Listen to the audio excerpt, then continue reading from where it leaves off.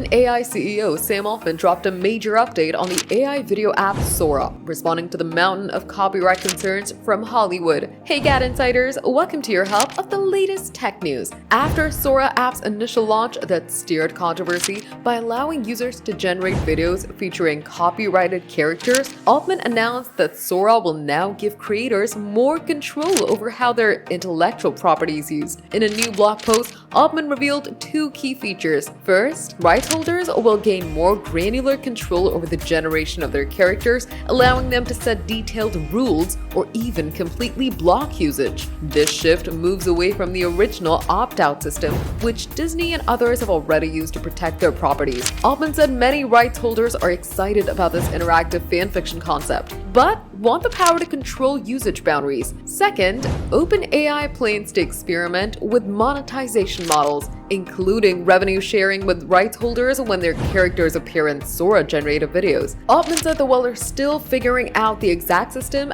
they hope to create value beyond just revenue through new types of fan engagement that benefits creators as well as the audience. Altman was clear about the road ahead, saying there'll be good decisions and some missteps as they fine-tune the program. He pointed out that this is just the beginning of many changes to come as they learn from real-world and feedback. This is a step towards balancing innovation with respect for copyright in the world of AI-generated media. What's your take on this? Drop your thoughts in the comments, hit that like button, and subscribe to GadInsider. Don't forget to press the bell icon so you never miss any tech update.